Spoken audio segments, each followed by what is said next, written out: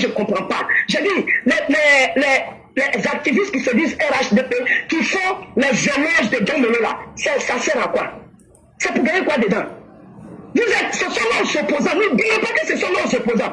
Demain, là, quand il va dire, il se présente, non. Ils sont nos opposants. C'est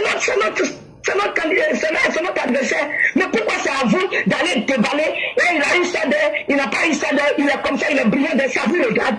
Ça vous regarde. C'est comme ça que vous avez fait Chaka-Dia. Nous étions les EPV. Ce sont les EPV qui ont détruit Chaka-Dia. Puis tout le monde est rentré dans le train. Sinon, au départ, là, tout le monde est en train de dire, il est brillant, il est comme ça, il est ceci. Faites vos recherches avant de chercher à brandir les gens. Et puis, en tant que RHDP, je ne crois pas que c'est ça le combat. Le combat aujourd'hui, c'est le combat pour le RHDP. Le combat pour nos dirigeants. Le combat pour notre gouvernement. Le combat pour nos papas adorés. C'est de ça qu'il s'agit. À 3 mois des élections, c'est vous qui faites les éloges encore des opposants. Je ne comprends pas l'éclaireur. Je m'arrête là, professeur. Que Dieu te protège et que Dieu protège tous les Ivoiriens. Que Dieu protège papa, de tous ceux qui l'entourent et toutes les forces de l'ordre qui nous donnent la paix et la sécurité en Côte d'Ivoire. Merci l'éclaireur, je m'arrête là. Merci beaucoup, cher maire. Merci infiniment encore de cette deuxième thématique que vous évoquez. Voyez-vous, dans la vie, on dit fais attention à quelqu'un qui est un idiot mais qui t'aime. Quand un idiot t'aime là, il faut faire beaucoup attention. Ça veut dire qu'il va aller gâter ton âme pensant qu'il est en train de t'aider. Quand tu vas lui dire, mais pourquoi tu as fait? Ah, non, j'ai fait ça parce que je t'aime. Quelqu'un qui t'aime, mais il est bête là. Il faut beaucoup l'encadrer. Malheureusement, Facebook, les réseaux sociaux sont devenus le dépotoir de toutes les personnes. La communication, là, tout se fait par anticipation, par méthode. On n'avance pas dans le vide. Et à chaque moment là, on doit se donner un objectif à atteindre. Il y a des objectifs de la semaine, il y a des objectifs courts et il y a des objectifs de long terme. Mais beaucoup sont là, eux voient les événements et maintenant, ils donnent leurs sentiments sur les événements. Ça, ce n'est pas de la communication.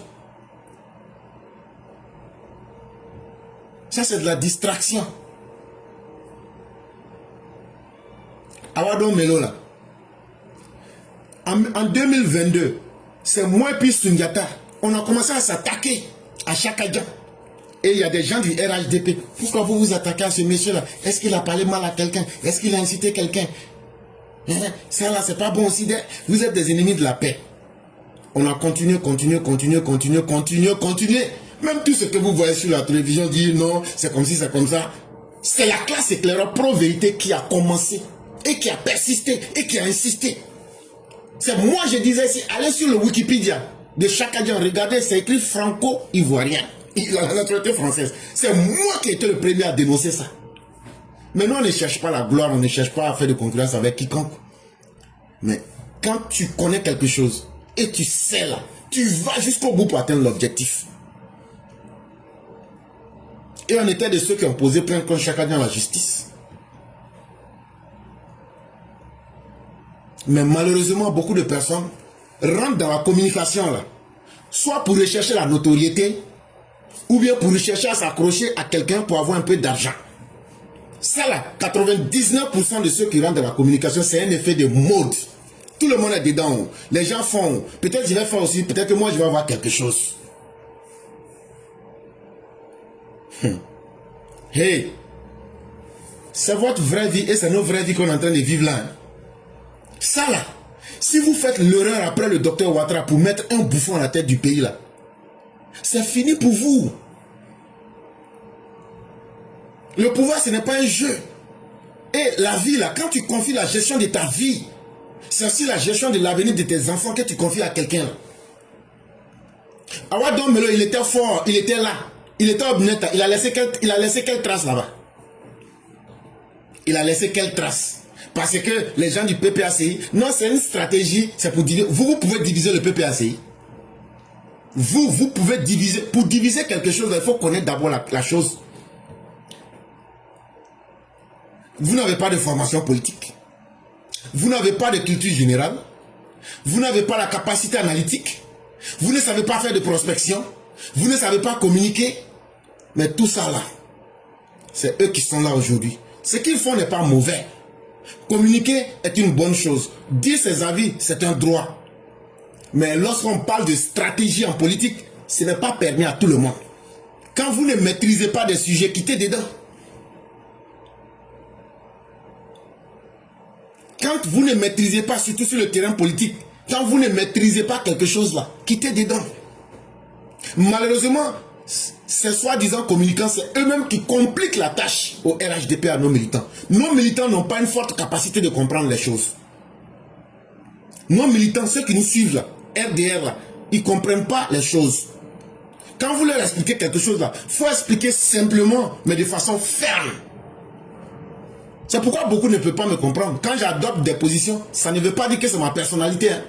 C'est une manière, c'est un style de faire comprendre. Sinon, en quoi est-ce que je vais venir dire, si vous sortez, on va ouvrir vos ventes. Moi, je ne serai pas là pour ouvrir vente de quelqu'un. Mais j'ai dit, je connais la psychologie des deux côtés. Moi, je vous ai dit, je suis dedans.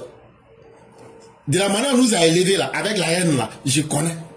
Moi-même, quand je suis parti au pays là, tout dernièrement, on me dit, ah, tu n'es pas encore allé voir tes parents. J'ai dit, quels parents? Ils disent, ah, ceux qui sont au palais là. Ce sont mes propres parents qui me disent ça. Bon, des gens, vous êtes venus pour communiquer, c'est bien. Mais ce que vous êtes en train de communiquer là, quelles sont les conséquences? Avant de faire quelque chose là, il faut te dire, ce que je vais faire là, quelles conséquences ça peut avoir? Est-ce que ça ne va pas détourner nos militants? Est-ce que ça ne va pas brouiller la compréhension de nos militants? Non, non, non. On dit non, Awa Melo, il a mélangé les plans de Babo. Tout ça là, c'est un jeu. Tout ça là, c'est un jeu.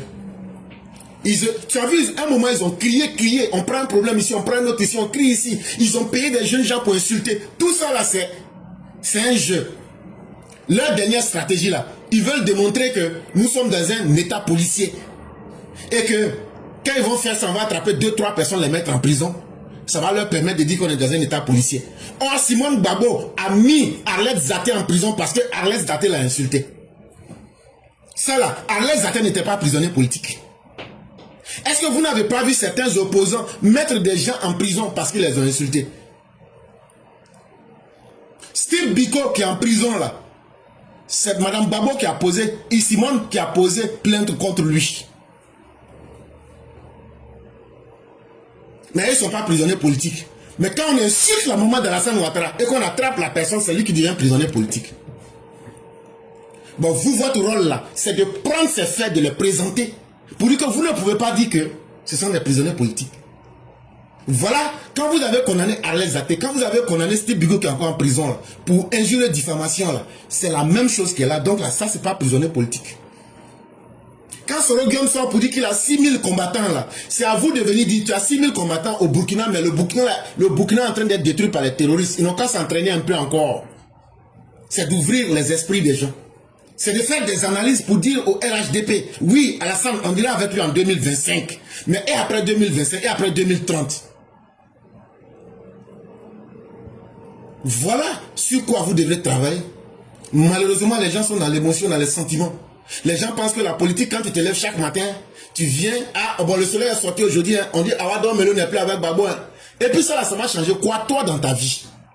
Ça va t'apporter quoi? Un sujet qui ne t'apporte rien.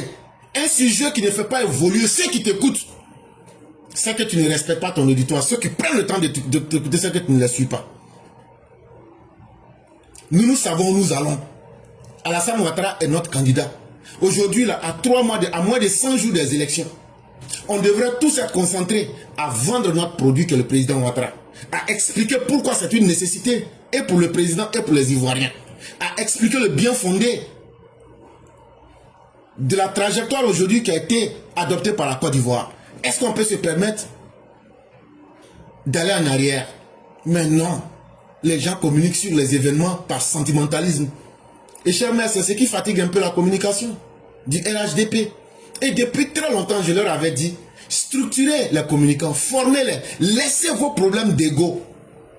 Moi là, vous ne pouvez rien me donner dans votre histoire de RHDP là, qui sera plus mieux que mon salaire.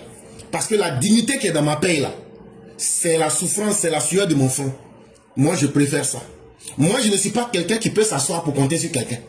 Non, non, non, non, non, non, non. Même dans votre histoire de RHDP là, Même si moi, on doit me nommer là, on va me nommer en fonction de ce que j'ai dans ma tête et de ce que je peux apporter. Je ne vais jamais aller suivre quelqu'un. Ah oui, je ne vais jamais suivre quelqu'un.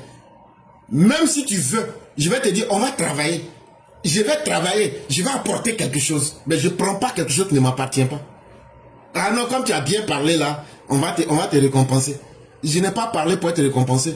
J'ai parlé pour libérer mon peuple. J'ai parlé pour ouvrir la conscience de mon peuple. J'ai parlé parce que je suis allé apprendre quelque chose à l'école des Blancs. J'ai appris aussi la vie en Afrique chez moi. Et je pense que je suis à une étape de ma vie où je dois venir proposer ce que j'ai appris. Pour que aussi je puisse donner à ceux qui ont moins d'expérience, mais surtout apprendre aussi. Et c'est pourquoi nous nous appelons la classe éclaireur pro-vérité. Nous ne sommes pas venus pour faire un combat individuel, mais un combat personnel. Nous sommes venus pour faire un combat pour nous inscrire dans la mémoire historique. Et chers parents, ceux qui veulent réellement communiquer pour le docteur président, ayez une ligne de conduite claire. Et soyez cohérents dans ce que vous faites. Ce n'est pas à 3 mois des élections, vous allez aller faire les éloges de qui que ce soit. Ça nous fait très mal que toi, quelqu'un allume son caméra pour venir faire les éloges des opposants. Ce qui est entre eux là-bas, là, c'est une bande d'inutiles. C'est une bande de personnes qui ne peut rien apporter à la Côte d'Ivoire. Que ce soit Awadon Melo, que ce soit Gbagbo, que ce soit Nadio. Quand vous les regardez là, il est fort là. Bon, montrez-nous ce qu'il a fait en Côte d'Ivoire. Rien. Rien de rien. Et donc faisons beaucoup attention. Chers mères, c'est le seul conseil que nous pourrions donner. Mais comme nous ne sommes pas aussi les gendarmes ou même les papas de quelqu'un, on laisse ça comme ça. Concentrons-nous sur notre communication. Que les gens nous aiment, que les gens nous détestent. Nous, on ne changera pas. En tout cas, tous les vrais EPV. De la même manière qu'on a commencé le premier jour. C'est comme ça aussi qu'on va terminer. Ceux qui nous aiment là, ils vont nous aimer. Ceux qui nous détestent, continuent à nous détester. Mais nous, on ne changera jamais. Ça, soyez sûrs avec ça. Même dans le RHDP là, c'est nous on a dit ici, voilà les ennemis, voilà ça. Au moment où je disais dans les années 2022, on a été combattus. Si on n'a pas reculé là, c'est pas maintenant qu'on va changer. Mais avec le temps, toutes les réalités viennent et les gens voient. Ah non, eux sont contre la réconciliation. C'est vous les gens du RHDP. Vous êtes allés prendre mes propos découpés.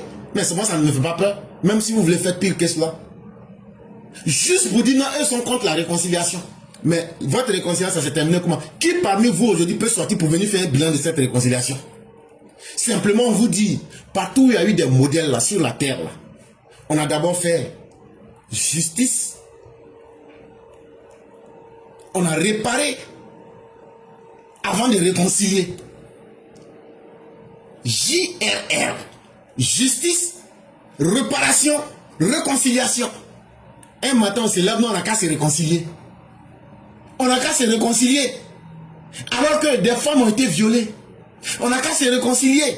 Parce que des gens ont été tués. On ne sait pas qui les a tués. Chacun se fout de leur mémoire. C'est pas moi j'ai tué, c'est pas moi j'ai tué. On se réconcilie avec personne. Et donc là où il n'y a pas de justice, il faut s'attendre à la vengeance. Parce que le sang là, c'est le témoin le plus aguerri de l'histoire. Et ces mêmes malfaiteurs-là sont là. Faire la promotion même d'un de ces individus, c'est insulter la mémoire même de tous nos morts qui sont dans les tombes. Faire l'éloge d'un opposant ivoirien, c'est insulter la mémoire de tous ceux qui sont dans les tombes actuellement. Et je vais vous faire écouter quelque chose ici. Vous pensez que ces gens-là, c'est des enfants de cœur? Allez demander à la mère Thérèse, quand Oufou est décédé là, ce que Bédié lui a montré. Je vous fais écouter. Écoutez très bien. C'est peut-être un petit extrait. Je vais vous faire écouter. C'est vous qui vous donnez un air d'avoir pitié des autres. C'est vous qui pensez que c'est vous qui êtes les gentils. Mais c'est que les autres vous réservent. Seulement si vous aviez l'occasion de savoir. Et je vous fais écouter cette bande-là avant de pouvoir laisser rapidement la parole. Écoutez très bien la bande, hein. La brouille éclate au grand jour, lors d'une visite à Yamoussoukro du président Bédié, venu s'incliner sur la tombe d'Oufoué. Lorsque le cortège du président Bédié s'est immobilisé à la résidence, on nous apprend que bizarrement, l'électricité venait d'être interrompue. Et donc on monte au 2e étage en attendant que le courant se rétablisse et que le président Bédié aille s'incliner effectivement sur la tombe du vieux. Le Coran n'est pas revenu. C'est pendant ce laps de temps que Marie-Thérèse, que tout le monde connaît comme étant une femme de caractère, là, elle parle franchement avec Dieu. Tout y passait, ingratitude, méchanceté, abandon de Yamoussoukro, abandon de la famille de Fouboigny, et tout ça. Et je vous le dis, c'était la sidération dans la salle. Ok. Vous avez entendu, non? Donc je ne parle plus. Ne soyez pas conscient de vous-même. Hein? Ne soyez pas conscient de vous-même. Hein? Dispersez-vous pour aider vos ennemis. Mais c'est que leur objectif là, c'est un génocide. Ils ont échoué. Mais le jour qu'ils vont vous avoir, vous et vos enfants vont s'en souvenir pendant très longtemps. Ne vous réveillez pas. Moi là, je ne suis pas en Côte d'Ivoire. Mais asseyez-vous, amusez-vous avec vos vies. N'éduquez pas vos parents. Ne conscientisez pas vos parents. N'ouvrez pas leur esprit. Pensez que c'est un amusement. À la fin de votre ne sera pas éternel. Aujourd'hui là, ça ne sera pas demain. Parce que hier là n'était pas aujourd'hui. Hier là, on ne pouvait même pas parler, on ne pouvait même pas se promener. Mais aujourd'hui, on peut tout faire. Mais aujourd'hui, tout le monde veut l'argent. Tout le monde s'est oublié. Mais demain là, vous allez vous retrouver dans une condition que personne ici ne sait aujourd'hui. Et c'est là que vous allez regretter. Et c'est là que les gens qui étaient en train d'éveiller vos consciences, que vous détestiez aujourd'hui, ou même que vous avez combattu, vous allez vous dire, mais telle personne disait ça, on ne comprenait pas. Parce que la conséquence sera en face de vous. Si c'est les exemples, si c'est les explications, on vous en a donné suffisamment. Mais, comme chacun sait ce qu'il veut dans la vie, que chacun continue de chercher ce qu'il veut. Ce que tu cherches là, si tu ne trouves pas là, c'est la chose que tu cherches là qui va te trouver. Ça là, il n'y a pas de regret dans la vie. Surtout quand tu fais quelque chose que tu aimes. Et donc, chers mères, vraiment merci à vous. Merci encore d'avoir soulevé cette thématique. Vraiment, le manque de cohérence de certaines personnes dans la communication, ça fatigue beaucoup le RHDP, de sorte que le RHDP devient son propre ennemi en fait. Donc, je vais m'arrêter. Et ça, c'est vrai. Merci professeur, merci pour ce beau développement. Imaginons, moi je m'assois et je dis, mais si la classe EPV n'existait pas avec Chakadjan, au départ tu as vu comment les mouvements de Chakadjan étaient sortis, en train de le valoriser, RHDP leur permettait encore de renforcer encore. Nous t'étais la classe EPV, franchement, mais le Coran, merci pour tout, merci. Donc je m'arrête là, bon jeudi à toi et que Dieu nous protège. Bon, je dis à tous les EPV que Dieu nous garde dans ses grâces et protège la Côte d'Ivoire avec à sa tête notre très cher Bravoutier Papa Ado. Merci beaucoup. Merci beaucoup, chère mère. Excellente soirée à vous et bien des choses à toute la famille. Merci. Donc, l'exemple que je viens de vous donner de Bédiel, s'il a pu faire ça au feu, s'il a pu faire ça à la femme du feu, s'il a pu faire ça aux parents du feu, c'est pas vous là, ils auront pitié de vous. Mais c'est vous qui ne vous connaissez pas, qui ne savez pas qui vous êtes. Et vous pensez que les gens sont obligés de vous aimer et continuent à vous blaguer. Mais le jour que vous allez dans leur pain, là, ils vont vous croquer sans état d'âme. Il n'y a pas de pitié. C'est vous qui vous trompez vous-même. Vous faites semblant de vous tromper. Mais eux, là, ils vont vous éduquer proprement. Ne vous réveillez pas, hein. L'excuse de l'ignorance, là, on ne savait pas, là. Hey, quand tu seras dans ta tombe, là, tu ne vas pas dire que tu ne savais pas. Parce que la haine, la méchanceté, la détermination de ces personnes-là, ça n'a pas de limite. Ça n'a pas de limite. Mais c'est vous qui voulez vous blaguer vous-même. Ça sera à vos dépens. Et donc, comme je l'ai dit, c'est avec le père Koulibaly Martial que nous allons terminer le direct de ce jour. Et nous disons merci à tous ceux qui nous font confiance et tous ceux qui ont participé aujourd'hui. Des thématiques très essentielles qui ont été soulevées. En tout cas, nous, on a fait pendant pratiquement plus de 5 ans, on a donné tous les conseils qu'on pouvait.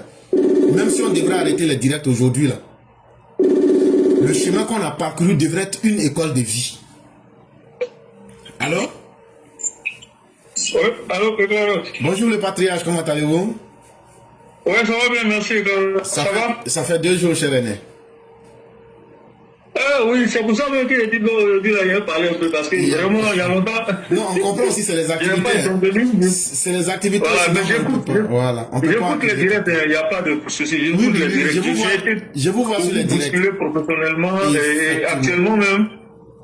Je suis en train de finaliser la conférence que j'ai prononcée sur TikTok. Là, je suis en train de finaliser ça en un livre. Donc, c'est ça mais qui me prend beaucoup de temps.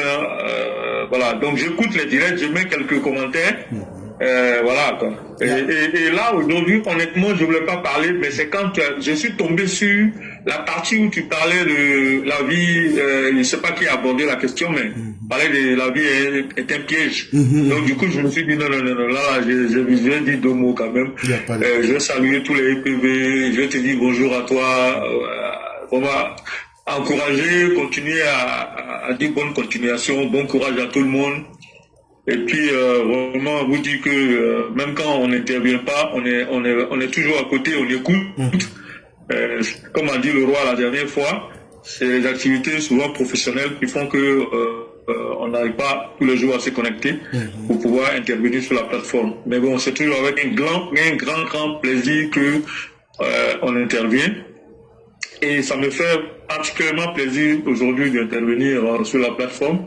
Et si tu permets, je vais enclencher avec la dernière partie que tu as abordée concernant justement l'attitude de nos militants, le comportement des gens, le manque de responsabilité de beaucoup de communicants, mais c'est pas tellement le manque de responsabilité, mais leur ignorance qui est à la base de tout ça en réalité. En fait, les gens sont là, TikTok, en fait, tout ce que vous voulez, Internet, et surtout TikTok, Facebook et tout le reste. Mais surtout TikTok, pourquoi? Parce que TikTok est venu un peu démocratiser la parole sur Internet. Facebook, lancer les directs, tout ça, c'est un peu plus compliqué. TikTok est venu simplifier les choses, c'est pas mal. Mais en même temps, ça a piégé les Africains. Et particulièrement les Ivoiriens. Les gens pensent que parce que les autres interviennent sur Internet, ils font des directs, moi aussi je vais faire des directs. Ils commencent, et puis après quand ils ont une certaine audience, il y a, les questions commencent à être souvent plus compliquées, le niveau de communication est tellement important que eux-mêmes ils sont embrouillés, piégés, ils n'arrivent pas à analyser les événements, ils les subissent en réalité, mais ils n'ont pas, le plus grave, c'est qu'ils n'ont pas le courage de se renseigner pour comprendre, pour apprendre. Ils ont beaucoup de connexions Internet, mais ils ne savent même pas où aller chercher les informations. Mais le truc, c'est que on parle d'intelligence artificielle aujourd'hui, mais l'intelligence artificielle, c'est quoi? C'est ce que tu mets, ce que tu es là, c'est ton reflet. Parce que si tu n'as pas le bon niveau pour comprendre les événements, tu ne sauras pas quelles questions poser ou comment aborder, sous quel angle aborder les questions. Donc quand les gens font les communications, excusez-moi du mot bec, franchement, ça nous fatigue tous. Moi, ce que tu viens d'aborder avec Mère Sali concernant Don Milo, mais c'est ahurissant, c'est incroyable de la part du RNDP. Vous faites la promotion de vos adversaires. Moi, je n'ai jamais vu ça. Mais que Laurent Gbagbo et sa clique se bouffent le nez, où est notre problème dans ça? Nous, on n'a pas à communiquer. Même certains parmi nous, souvent, relaient sur la page, mais ils ne se rendent pas compte qu'ils sont en train de faire du bien à l'opposition pour leur donner de la visibilité. Excusez-moi, moi, il y a beaucoup de choses que j'envoie à Éclaireur. Mais quand j'envoie à Éclaireur, là, très souvent, il y a des informations tellement sensibles. Je sais que c'est sur Internet que j'ai trouvé, hein, mais je n'envoie qu'à Éclaireur, je n'envoie pas à quelqu'un d'autre. Parce que je sais pourquoi j'envoie à Éclaireur, je ne lui dis rien. Parce que quand je lui envoie là, lui, il sait ce qu'il va en faire. Je sais qu'il va exploiter ça à un moment ou à un autre de sa communication. Et c'est comme ça que je travaille avec Éclaireur. Moi, je me dis que quelquefois, là, avant de faire certaines choses, renseignez-vous, posez-vous des questions. Est-ce que si je lance, je relève une telle information, ou bien si je communique sur un tel sujet, est-ce que l'angle de communication qu'ils sont en train de, quelles vont être les conséquences? Vous ne vous posez jamais ces questions-là. Parce qu'en fait, dans la communication, là, il y a deux pôles. Il y a le pôle qui émet, et puis il y a le pôle qui est récepteur. Il y a un émetteur et un récepteur. Mais là, quand le récepteur qui va recevoir, là, qu'est-ce qu'il va en faire? Si toi, tu n'as pas su communiquer, là, ça peut être interprété, utilisé autrement. Donc, il y a tellement de précautions à prendre qu'il faut faire très, très attention. Malheureusement, les gens ne font pas attention. Ceci dit, Éclaireur, tu as fait toute une émission sans réserve de Don Melo ici. Rappelle-toi, j'avais fait la transcription et je t'ai fait le truc, je t'ai envoyé et tu as fait toute une émission sur Don Melo. Les EPV et les RNDP en général ne peuvent pas dire qu'ils ne connaissent pas Don Melo. On connaît tous Don Melo. Moi, je ne veux pas m'attarder sur Don Melo, mais ce que je peux dire de Don Melo, c'est que ce monsieur n'a pas été capable, après combien d'années à la tête du bled, de régler le problème du carrefour indigné. Et c'est à celui-là que vous voulez confier le destin de la Côte d'Ivoire. RNDP, réveillez-vous. Militants RNDP, réveillez-vous. S'il vous plaît, ne vous perdez pas dans des communications inutiles qui nous desservent d'une manière générale. Ces communications-là nous desservent pourquoi? Parce que vous communiquez souvent à des gens à qui vous adressez et à qui vous n'avez pas synthétisé, simplifié les informations et vous balancez. Quand vous dites que, quand vous parlez des compétences de Don Melo, d'abord même, ce n'est même pas juste. Il n'est même pas compétent. C'est un nulard de première classe. Il n'a aucun fait qu'on peut sortir du lot depuis qu'il est devenu homme politique et qu'il a été cadre de l'administration ivoirienne. Moi, je ne vois pas. Que quelqu'un me donne... Peut-être que je ne connais pas, hein, mais je peux vous dire que moi, je vérifie tout. Je peux vous dire que je suis un grand chercheur sur le net. Je fouille, hein. Moi, je fouille beaucoup de choses. J'ai toute la biographie de Don Melo. Ah oui, il faut sachez ça. J'ai toute sa biographie. Tout ce que vous voyez là, moi, j'ai tous, j'ai leur biographie.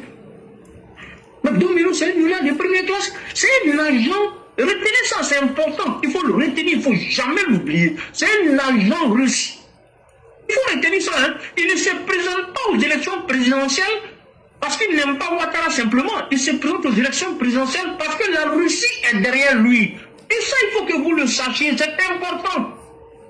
De la même manière que vous vous méfiez de l'AES là, méfiez-vous de Don Melo. C'est blanc, bonnet, blanc. Don Melo même est encore plus dangereux. Regardez son visage. Regardez l'expression de son visage. C'est un sanguinaire. Lui, là, il est plus dangereux que Babo. Je vous le dis. Mais il n'en a pas encore eu les capacités pour exprimer sa méchanceté. Il n'a pas encore eu cette capacité-là. Partez regarder sans réserve. C'est le 26 ou 28 décembre que ça a été, 2024 que ça a été réalisé. Tapez sur, j'ai le lien, hein. Éclairage, si tu veux, je te passe le lien après, si tu veux, tu communiques les gars. Non, ce que vous dites est tellement vrai. C'était le 26. Quand vous m'avez envoyé le document, le 31 décembre 2024, j'ai exploité. Voilà. Et je vais remettre la vidéo en plus de ce que vous êtes en train de dire. Et ça veut dire qu'il y a des combats qu'on a déjà menés.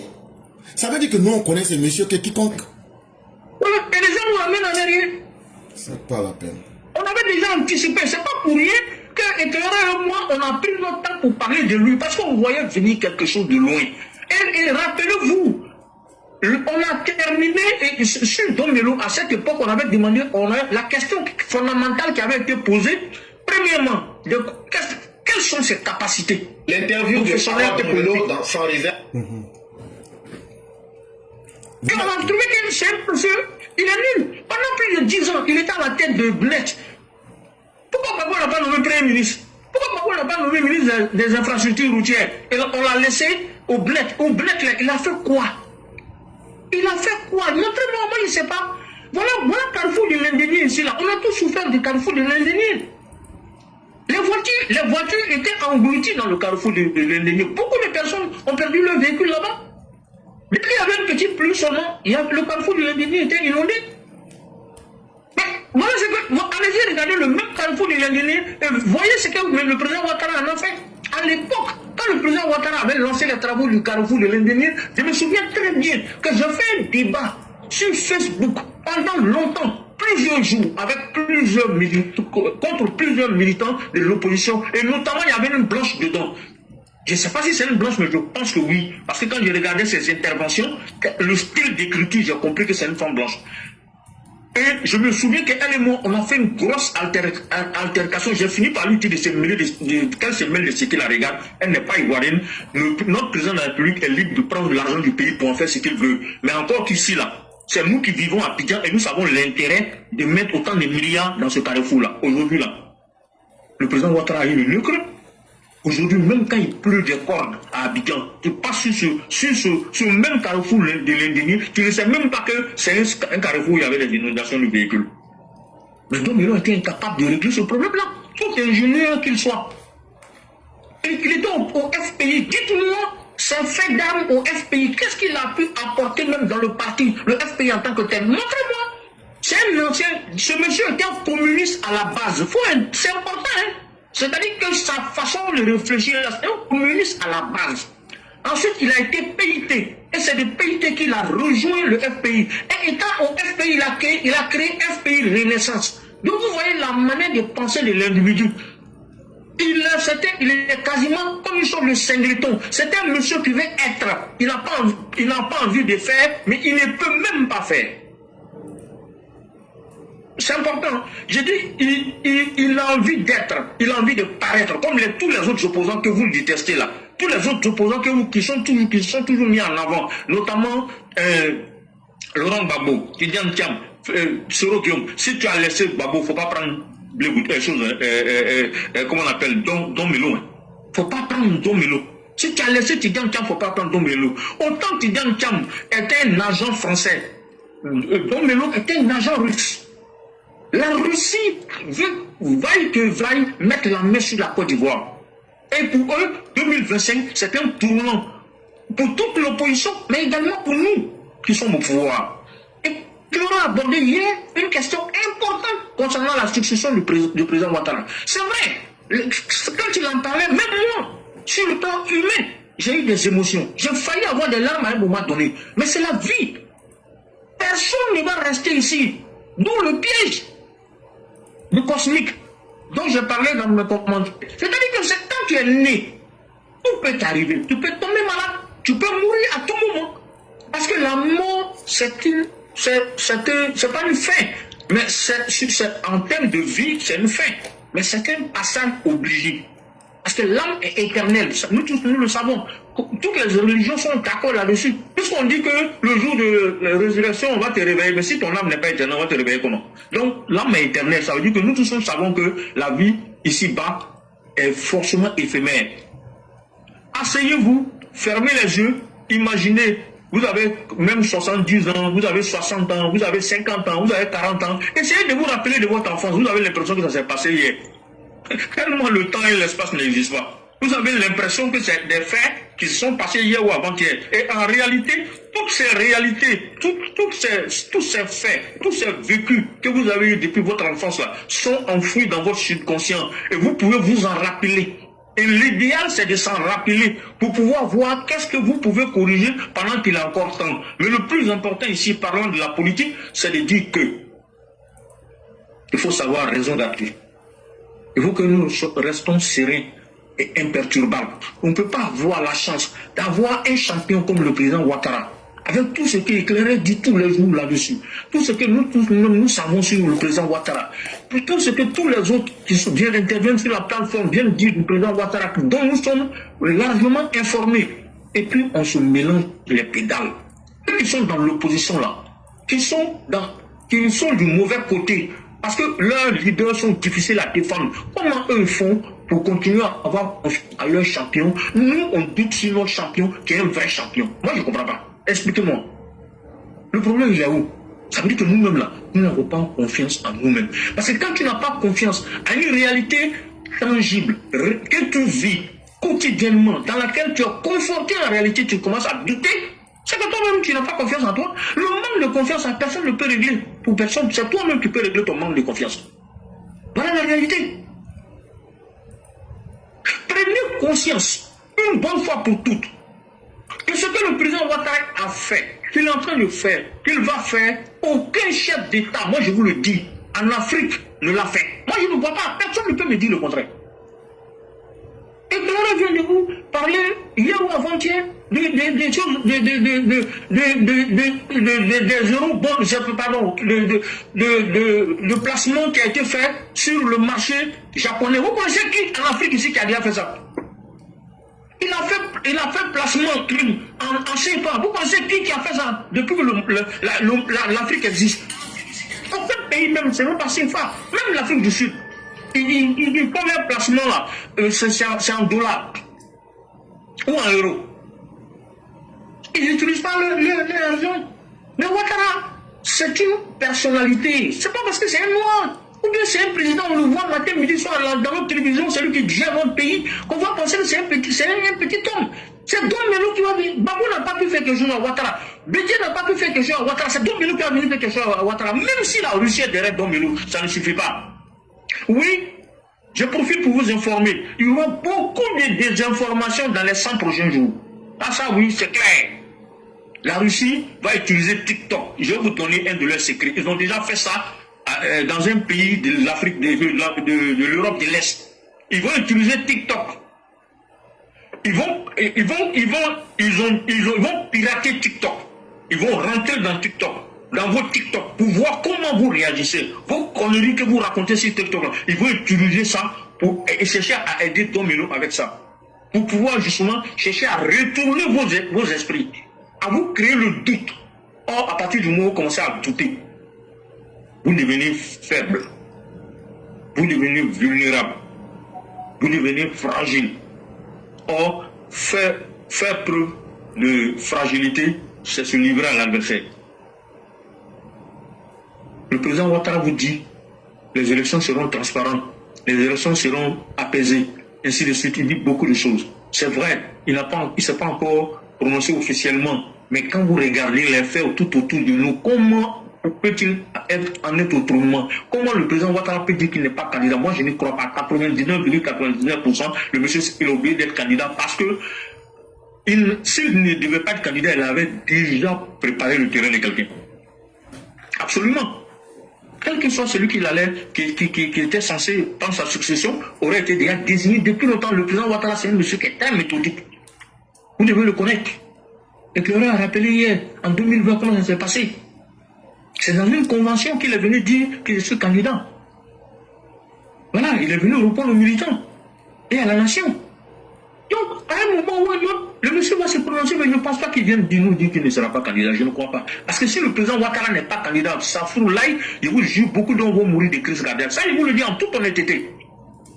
Parce que moi, je connais des gens, même quand tu abordes l'hypothèse devant eux, ils tombent malades. Honnêtement, ils ont tout de suite la tension monte. Donc quand il va dire, même, je vous le dis, ça c'est de vous à moi, j'ai un grand frère qui dit qu'il y a un imam qui a dit, si le président Ouattara s'amuse à dire qu'il n'est pas candidat, il y aura beaucoup de cadavres. L'imam a vu ça en vision, il a fait une vision dessus. Il dit que si le président Ouattara, parce qu'il a posé la question justement dans ce sens-là pour savoir si le président Ouattara dit qu'il n'est pas candidat, qu'est-ce qui va se passer dans le pays? La réponse qu'il a reçue, c'est qu'il y aura beaucoup de morts, même pas une affaire d'affrontement. Dans les rangs du RADP, il y a des vieux qui vont mourir dans leur maison. Parce qu'ils vont considérer ça comme une trahison. Et vous connaissez nos parents, surtout les Sénéfaux. Ils ne supportent pas la trahison. Je vous rappelle, je vous informe d'une anecdote qui est une réalité. Un des frères Gon avait quitté le PDCI. L'ancien Gon avait quitté le PDCI pour rejoindre le FPI. Et c'est comme ça que le premier meeting de Gbagbo dans la politique a été fait à Korogo. Et ça a été fait dans le domicile de l'ancien Gon Koulibaly. Mais l'ancien Gon là, il avait fait virer beaucoup de vieux Sénéfaux au FPI. Quand l'ancien Gon, pour des raisons politiques, il faut faire pression sur lui, il a été obligé de revenir au PDCI. Beaucoup de vieux Sénéfaux sont morts. Moi, je vous dis ça aujourd'hui. Ils ont dit qu'ils ne peuvent pas accepter d'avoir honte. Il y en a qui se sont suicidés. Il y en a qui sont morts dans leur case. Parce qu'ils ont dit qu'ils ont honte aujourd'hui. Ils ont combattu pour l'ancien Gon Koulibaly. Ils ont dit qu'ils étaient devenus FPI, ils n'étaient plus PDCI. Et maintenant, l'ancien Gon Koulibaly est venu les trahir. Donc, eux, ils n'ont pas supporté. Donc, ça fout l'ail plusieurs fois. Je ne souhaite pas du tout. Le président Ouattara, je pense qu'il a compris. Il n'a pas le choix. Il est obligé d'être le prochain candidat parce que c'est une nécessité impérieuse. C'est une nécessité de vie. C'est une nécessité existentielle. Je n'emploie pas ces mots-là gratuitement. C'est la vérité. Pourquoi? Il doit être candidat. Il doit être candidat. C'est l'ultime sacrifice même qu'il doit faire. Il doit être candidat pour la simple raison qu'il n'a pas encore officiellement préparé un successeur, même si nous savons qu'il prépare un successeur. Ce successeur ne nous l'a pas encore montré. Il faut qu'il accepte de prendre un mandat suivant, le mandat suivant. Et maintenant, pendant les 5 ans, au bout de 2 ans, il nous montre le successeur en question qui se prépare pour prendre la suite en 2030. Parce que le vrai combat, ce sera en 2030 entre le successeur candidat du président Ouattara et le candidat de l'opposition. Donc il aura le temps de coacher le successeur pour les élections, mais pas maintenant. Parce qu'on n'a plus, c'est pas en 100 jours qu'on prépare un candidat, qu'on va jeter un candidat dans l'arène politique, même si on pense que c'est vrai, le RHDP est un parti, c'est une machine électorale, mais n'empêche que ça va démoraliser et ça peut démobiliser une partie des militants. Et notre souhait, c'est pas que les militants soient démobilisés. Je pense que il faudrait quand même que les gens se rendent compte de ça. C'est très important. C'est très important. Donc, vraiment, chers frères, chers sœurs, je vous en prie, cessez de faire la promotion des opposants. Ça ne va rien nous apporter. Ça ne peut rien nous apporter. Si on continue de faire la promotion de nos opposants, on va se faire du mal. On va se faire du mal, on va faire du mal à notre propre parti politique, on va faire du mal au RHDP. Et nous, on va finir par en pâtir. Laurent Gbagbo, Don Milo, tout ce qui est opposant là, c'est les mêmes personnes. C'est les mêmes personnes. C'est les mêmes personnes. C'est les mêmes, c'est blanc, bonnet, blanc. Mais toujours est-il que si vous laissez, vous permettez à l'une de ces personnes-là de prendre le relais, de prendre la suite du pouvoir, de nous arracher le pouvoir, on va se faire du mal, on va se faire du tort, un tort qu'on ne pourra pas, dont les conséquences seront incommensurables. Parce que ça y va de l'existence même de la Côte d'Ivoire. Connaissant les militants du RHDP qui savent se défendre, quoi qu'on dise d'eux, ils savent se défendre. Celui qui va venir au pouvoir, si l'opposition arrive au pouvoir, vous savez bien qu'ils vont faire la chasse aux sorcières. Nous ont déjà prévenu, ce n'est pas des causeries, hein. Ils ont des plans, ils ont préparé quelque chose. Quand l'éclaireur dit qu'ils vont nous exterminer, il ne dit pas ça pour vous faire peur. C'est la réalité qu'il vous dit.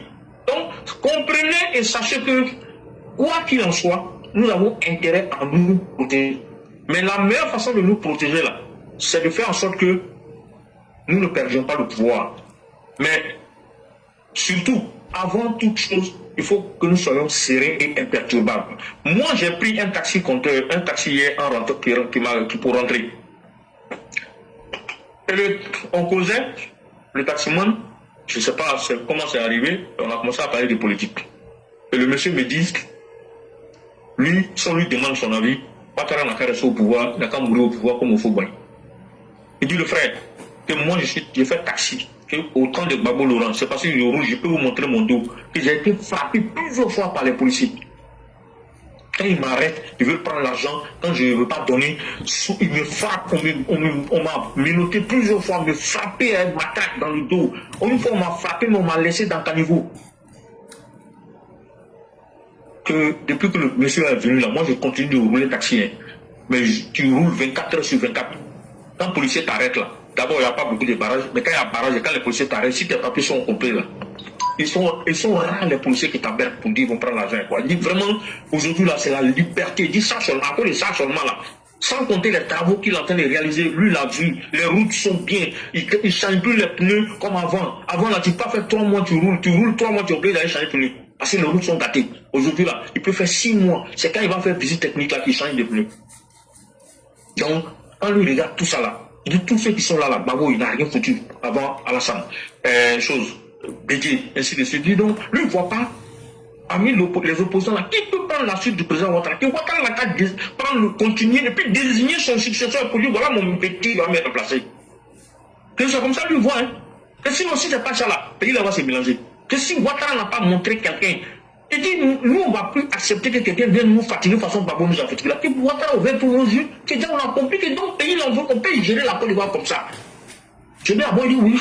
Il dit, frère, moi, nous, on ne va plus accepter. Que si Ouattara s'amuse là, qu'il dit, il n'est pas candidat. Non, je vous parle sérieusement. J'ai même dit que, je me suis dit que le jour où je prends la parole, je vais parler de ça. Il me dit, mais si Ouattara s'amuse, qu'il dit, il ne veut pas continuer. Et puis le pays se mélange, que ce n'est pas bon. Ah, il dit, non, on ne va pas. Qu'on ne va plus se laisser faire. C'est parce qu'on est fatigué. On a vu la différence. Le temps que Gbagbo, de toute façon, on a souffert. Aujourd'hui, on est à l'aise. On peut manger tranquille. Le peu que tu gagnes, là, tu prends pour aller payer ton jury, tu manges. Tu dors tranquille. On t'emmerde pas, tu cherches ton argent, tu vas, tu rentres où tu veux. C'est quand tu gâtes la compte t'attrape. Donc vraiment, le monsieur, il a pris conscience. Et ils sont nombreux comme ça, les Ivoiriens, qui ont pris conscience qu'il y a eu un avant Ouattara. Et il y a il y a un Ouattara, enfin, le temps de Ouattara, il y a eu avant lui, mais il y a le temps de Ouattara. Il y aura peut-être un après Ouattara. L'après Ouattara, la personne ne souhaite à ce que ça tombe dans les mains de l'opposition. Donc, c'est pas nous qui allons nous faire ce que j'appelle Harakiri. Donc, comprenez, nous sommes dans une situation, ça fait 25 minutes que je parle, je vais peut-être chercher à conclure éclaireur, mais c'est pour dire que le piège de la vie là, c'est aussi ça. C'est nous-mêmes qui nous piégeons. Dieu ne nous piège pas. C'est nous-mêmes qui nous piégeons. Hein. C'est pas Dieu qui nous piège, c'est nous-mêmes qui nous piégeons. Parce qu'on peut analyser dans tous les sens, vous allez voir que c'est nous-mêmes qui nous piégeons. Quand tu poses des actes, et puis tu t'attends à avoir des conséquences contraires, tu te trompes. Si tu penses maïs, c'est maïs qui va récolter, tu penses du riz, tu récoltes. Donc on ne peut pas être en train de saboter notre propre communication et puis espérer que l'opposition ne va pas prendre de poil de la bête. Donc qui est en train de se piéger? C'est nous-mêmes qui nous piégeons. Donc le piège de la vie là, ça commence même par nous-mêmes. C'est pas quelqu'un d'autre. Et on a cette mauvaise habitude. Et ça, c'est pas, c'est ce que je dis, c'est valable pour moi et pour nous tous. On a l'habitude d'accuser l'extérieur. Oui, c'est les autres qui ont fait que moi je souffre. Non, c'est pas les autres, c'est toi-même. Si tu analyses très bien toutes les expériences que nous vivons, tout ce que nous vivons comme comportement, tous les problèmes que nous avons là, quand vous asseyez tranquillement, à tête reposée, vous réfléchissez, vous vous rendez compte qu'il y a des actes que vous avez posés il y a 1 an, il y a 2 ans, il y a 3 ans, ou bien il y a 5 ans, c'est maintenant, c'est les conséquences que vous récoltez, tout simplement. Oui. Donc, la question c'est de savoir pourquoi on n'arrive pas à s'en sortir. C'est parce qu'on va chercher toujours à l'extérieur les causes de nos problèmes. Voilà. Donc il faut qu'on arrive à vraiment se conscientiser, à se rappeler que, en réalité là, quand quelque chose nous dit, il ne faut pas avoir honte de vous renseigner dans votre entourage immédiat. Vous avez toujours une personne de référence avec laquelle vous devez avoir, si vous n'avez pas, vous devez avoir une personne de référence auprès de laquelle vous devez aller chercher des informations crédibles. Essayez de comprendre ce qui se passe. Voilà en fait la réalité. Donc voilà vraiment éclaireur. Très rapidement, c'est ce que je voulais dire. J'espère que je n'ai pas été ennuyeux pour les 27 minutes que j'ai pu prendre pour parler. Et j'ai essayé vraiment d'apporter ma petite contribution comme d'habitude. Et en d'autres occasions, on pourra parler encore des problèmes du piège de la vie, des problèmes de communication, pour dire que en réalité, tout ça là, les choses sont imbriquées les unes dans les autres. Et qu'il ne faut pas voir s'attaquer aux conséquences, il faut s'attaquer plutôt aux causes. Et l'une des causes là, c'est de faire la communication, de nos problèmes, c'est de faire la communication pour l'opposition. Vous vantez le mérite de quelqu'un qui ne mérite pas qu'on vende ses mérites. Donc Don Milo, pour nous, il n'est pas mieux que Gbagbo. Ça, je vous le dis, hein, en toute honnêteté. Encore que sa situation est même plus grave. Il n'a jamais été président d'un parti politique en réalité. Donc, il y a quelqu'un même qui n'a même pas l'habitude de gérer une organisation d'hommes. Il a toujours été sous couvert. Donc, vous voyez que vous vous amusez. Quel monsieur comme ça prend le pouvoir alors qu'il a été sous couvert, bon, ça va être la catastrophe. Regardez, il est responsable, représentant des BRICS, tout ça là. Il a apporté quoi? Quelle est sa touche personnelle qu'il a pu apporter dans cette affaire-là? Rien du tout. Les gens l'ont pris pour pouvoir l'utiliser. C'est un pantin qui est en train d'être utilisé par comment on appelle, la Russie. C'est un pantin. J'insiste sur le mot. C'est une marionnette qui est dans leurs mains. Et comme c'est un ambitieux, et c'est un haineux de surcroît. Et en réalité, là, éclaireur, quand on dit qu'il a un côté guinéen, c'est la vérité. Son papa est guinéen. Sa maman est Annie. C'est vrai. Il est ivoirien, mais son côté guinéen, là, n'oubliez pas, ça n'est pas quand ça a chauffé ici, là. Il est parti en Guinée. Il était conseiller du monsieur sur lequel on a fait coup d'État, là, l'ancien président sur lequel on a fait coup d'État, j'ai oublié son nom, là. Condé. Voilà, de Condé. En tant que conseiller de Condé, il lui a donné quel bon conseil. De vous à moi, c'est lors d'une mission Écoutez, c'est lors d'une mission en Russie qu'il y a eu le coup d'État contre Condé, qu'il est resté là-bas en même temps, puis la Russie l'a embauché. Donc, ce monsieur-là, on n'a pas encore bien décortiqué son affaire, c'est un peu son nom vous a donné.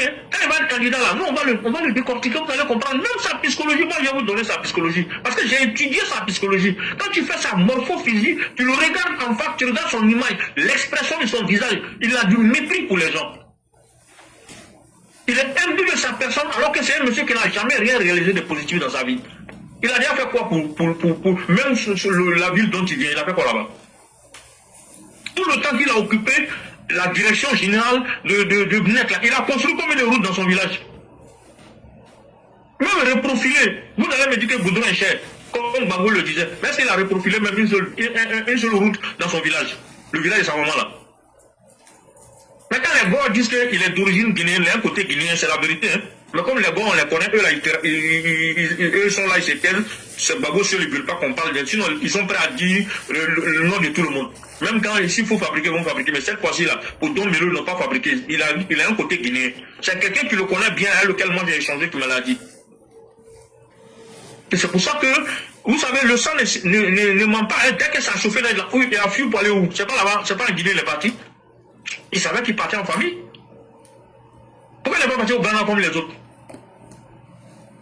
Pourtant, il a un côté ghanéen, il aurait pu partir au Ghana. Puis les amis sont d'origine ghanéenne. Pourquoi il n'est pas parti au Ghana? C'est plutôt en Guinée il est parti. Il savait qu'il serait beaucoup plus protégé du côté de son père que de ce côté de sa mère. Voilà. Donc, éclaireur, franchement, merci pour cette opportunité que tu m'as donnée de pouvoir m'exprimer à nouveau sur la plateforme. Je dis merci à tous ceux qui m'ont écouté. Encore une fois, que Dieu t'accorde longue vie et bonne santé, que Dieu nous aide tous, qu'il nous accorde tous longue vie et bonne santé, qu'il donne longue vie et bonne santé au président Ouattara, qui permette à la Côte d'Ivoire d'être en paix. Inch'Allah, la Côte d'Ivoire sera en paix à partir de 2025. C'est un tournant important pour la Côte d'Ivoire. J'avoue que c'est un peu comme si on a la croisée des chemins, mais croyez-moi, croyez-nous, on tient le bon bout. C'est nous qui allons décider de la bonne direction que nous allons prendre. Et je pense que le président Ouattara, il a dit en privé, que lui, il va pas, sa succession ne sera pas comme celle de Fauboigny. Et je pense que c'est un monsieur, comme il est beaucoup méthodique, il va mettre en place les petits plats dans les grands pour pouvoir faire, justement, faire en sorte que sa succession ne soit pas chaotique. Mais je m'arrête là, éclaireur. Merci. Merci beaucoup, cher René. Merci encore du savoir que vous avez partagé avec nous. Et vraiment, nous abordons le sujet par anticipation. C'est le 31 décembre 2024 qu'on a fait une émission ici sur Don Melo. Et donc là, ce n'est pas quelqu'un de neuf, il n'est pas nouveau. C'est un agent russe qui est infiltré en Côte d'Ivoire. C'est ça. C'est le piège de la Russie en Côte d'Ivoire. C'est ça. Parce que dans le partage du monde aujourd'hui, personne ne veut rester en retard. Si vous voyez, la dernière fois quand on est sorti pour vous dire que les Américains sont partis, le FBI là, on vous a pas dit toute la vérité. Oh. On ne va pas aussi vous dire ça en public. Mais ce qu'on vous a dit là, c'est ce qu'on voulait vous dire. Mais ce qu'on ne vous a pas dit là, c'est ça qui est grand. La Côte d'Ivoire aujourd'hui, le terrain d'une lutte entre les grandes puissances. Parce que la Côte d'Ivoire là, ça te donne l'accès à l'Atlantique, au golfe de Guinée. Et aujourd'hui, avec toutes les découvertes qui ont été faites en Côte d'Ivoire, ce n'est pas un jeu. Ce n'est pas de bonté de cœur ou bien par altruisme que les autres viennent, qu'ils se mettent aujourd'hui au service de la Côte d'Ivoire. C'est parce qu'il y a quelque chose d'extrêmement important. Chers Ivoiriens, la Russie aussi veut se positionner en Côte d'Ivoire. Tout ce qu'elle extrait à partir de l'AES, là, comment les faire passer sur la mer, c'est un accès facile. Donc, il y a beaucoup de choses qui se passent aujourd'hui. Faites beaucoup attention à vos communications. Ne communiquez pas dans le vide. Si vous ne maîtrisez pas des sujets, laissez-les. Sur notre page YouTube, là, tu tapes le nom de n'importe qui. Tous les sujets qu'on a développés, par anticipation, vous allez les voir là-bas. Vous pouvez regarder, vous faire une idée, comparer avec la réalité du moment et puis avancer. Mais vraiment prendre le risque de parler sur des sujets parce que, comme pour faire mal aux gens du PPAC, on va dire qu'avoir Don Melo, ça ne nous amène à rien. Arrêtez ça. C'est nous faire nous-mêmes du mal. Et demain, là, comment vous allez venir dire encore que cette personne n'est pas bonne? Ça fatigue les non-militants. C'est ça qui fatigue nos militants. Est-ce qu'il n'est pas mieux de maîtriser un sujet avant d'en parler? En tout cas, c'est la problématique que nous laissons les uns aux autres. Vraiment, merci à vous-même, chers aînés. Merci encore de cette belle présentation. C'est là qu'on va s'arrêter aujourd'hui. Et vraiment, merci à tous. Et on va vous laisser rapidement en 2 minutes nous faire la conclusion, comme on est déjà pris par le temps. Et donc, on va vous laisser 2 minutes pour nous faire la conclusion. D'accord. Merci beaucoup, Éclaireur. Merci à tous les EPV pour cette assiduité aux émissions de la classe. Et vraiment, merci pour le courage et l'abnégation. Merci pour la disponibilité des uns et des autres, de toi-même, Éclaireur, de tous ceux qui viennent écouter, mettre les cœurs, liker et tout le reste. Bon, vraiment, il y a un émetteur, il y a un récepteur, donc les deux sont à féliciter. Je félicite donc Éclaireur, je félicite tous les communicants de la plateforme, mais je félicite tous ceux qui écoutent. Parce qu'il faut que vous écoutez pour propager la bonne nouvelle, continuer à propager la bonne nouvelle, à partager les idées et les ambitions de la plateforme pour que les gens, pour continuer à éveiller les consciences au-delà de nous-mêmes. Parce que ce qu'on dit là, c'est pas seulement pour nous, on le dit pour la classe, mais on le dit aussi pour toute la Côte d'Ivoire quelque part. Parce qu'il faut que les gens comprennent un certain nombre de choses dans notre intérêt. Et l'un des objectifs recherchés, c'est l'éveil des consciences. Surtout, l'éveil des consciences par rapport à nos intérêts. Nos intérêts ensemble, mais nos intérêts ensemble, c'est la somme de nos intérêts qui fait la somme de l'intérêt général, qui constitue l'intérêt général. Donc si tu soignes l'intérêt général, tu soignes en général en réalité tes propres intérêts, parce que quelque part, quoi qu'il en soit, tu fais partie de l'intérêt général, voilà, c'est un tout. Et le détail ici est important, mais en même temps, la globalité, nous devons tous nous retrouver là-dedans. Et bon courage à tout le monde, bonne continuation aux émissions, que la Côte d'Ivoire reste protégée contre ses ennemis connus et inconnus, je le dis chaque fois. C'est important parce qu'on peut ne pas connaître tous nos ennemis. Et moi je pense, excusez-moi, hein, je ne traite pas Dombilo comme un adversaire, je le traite comme un ennemi. C'est un ennemi de la Côte d'Ivoire. Aujourd'hui, l'opposition, pour moi, ce ne sont pas des adversaires. Ce sont des adversaires politiques, mais je les considère plus comme des ennemis de la Côte d'Ivoire. Parce que des gens qui sont prêts à s'allier à l'extérieur pour détruire leur propre pays, je suis désolé, ce sont des ennemis. Ah oui, parce qu'on peut s'allier à l'extérieur pour chercher à prendre le pouvoir dans l'intérêt du peuple. Mais prendre le pouvoir contre le peuple, ça me pose un problème. Voilà. Donc, quand vous regardez bien aujourd'hui le comportement des opposants, leur attitude, leur discours, en quoi est-ce que ce discours des opposants constitue-t-il des discours de rassembleurs ou encore des discours pour la nation ivoirienne? Je ne crois pas. Donc il faut qu'on reste éveillé, qu'on fasse très attention aux actes qu'on pose, aux paroles qu'on prononce et aux actions aux actions du personnel ou le groupe auquel on participe. Parce que aller sur les plateformes, on l'a déjà dit sur cette plateforme-là, de ne pas aller sur les plateformes, aller écouter les opposants pour les écouter. Si vous êtes sûr que vous allez les écouter et que ça va vous troubler, n'allez pas là-bas. Si vous êtes sûr que vous pouvez les écouter puis avoir la conscience, la capacité intellectuelle de pouvoir distinguer le vrai de l'ivraie, allez-y. Mais si vous n'êtes pas sûr de vous, laissez tomber. Ça vaut mieux. Si vous avez des problématiques, venez poser les questions sur la plateforme. Éclaireur va répondre. Il y a d'autres personnes aussi qui peuvent répondre et apporter leur contribution, ainsi de suite. Et sur TikTok, c'est plus démocratisé. La parole est ouverte. Vous pouvez monter, vous pouvez écrire vos questions dans les commentaires. Quelqu'un va reprendre, ainsi de suite. Donc vraiment, j'encourage tout le monde à faire preuve de beaucoup de discipline. Je sais que les Ivoiriens de nature et les Africains en général, les Ivoiriens en particulier, sont souvent très indisciplinés. Mais je terminerai sur ce point.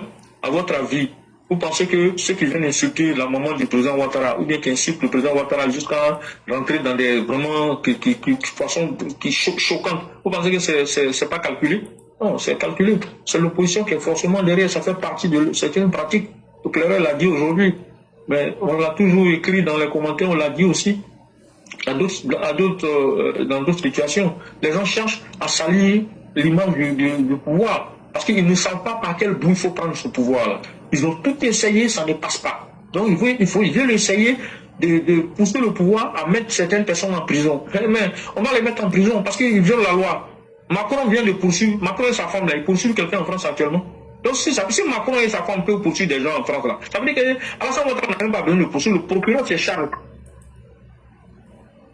Voilà. Donc, éclaireur, vraiment, merci à tout le monde. Demain est un autre jour, comme tu as l'habitude de le dire. Donc, on va s'arrêter là et je pense que les uns et les autres ont aimé le direct comme d'habitude. Et encore une fois, merci à tous. Bonne continuation, bon courage à tout le monde. Que Dieu protège la Côte d'Ivoire, que Dieu protège le président Ouattara, que Dieu nous protège tous. Il nous épargne en tout cas le chaos. Merci. Merci beaucoup, cher René. Merci à tous ceux qui nous ont suivis. Et pour ceux qui douteraient de ce qu'on a dit, l'émission qu'on a réalisée sur Awadon Melo, le titre original c'était le démontage complet d'Awadon Melo. Je ne vais rien changer. Je viens de reposter la même émission. On était le 31 décembre 2024. Aujourd'hui, nous sommes le 24 juillet 2025. Allez suivre cette émission. J'ai posté ça sur YouTube, Facebook. Allez suivre cette émission. Et demandez à tous ceux qui pensent qu'ils peuvent faire la promotion d'Awadon Melo de suivre cette émission-là. Et de se dire que cette émission a été réalisée au minimum 8 mois avant.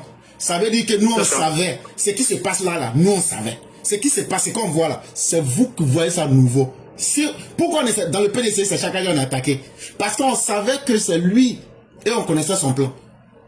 Pourquoi 8 mois avant, on s'est attaqué à Awadon Melo parmi tous ceux qui sont dans le PPACI? On n'a pas attaqué Simon, on n'a pas attaqué Blé Goudou, on n'a pas attaqué quelqu'un d'autre, c'est lui on a attaqué. L'émission est là comme un témoignage. Allez suivre ceux qui font la promotion d'Awadon Melo là. Dites-leur, allez suivre telle émission qui est là-bas et puis venez voir si vous pouvez dire la même chose. On vous met en face de votre conscience. Merci à tous et que la grâce de Dieu demeure en chacun. Demain sera un autre jour. Merci, au revoir. Merci beaucoup, cher ami.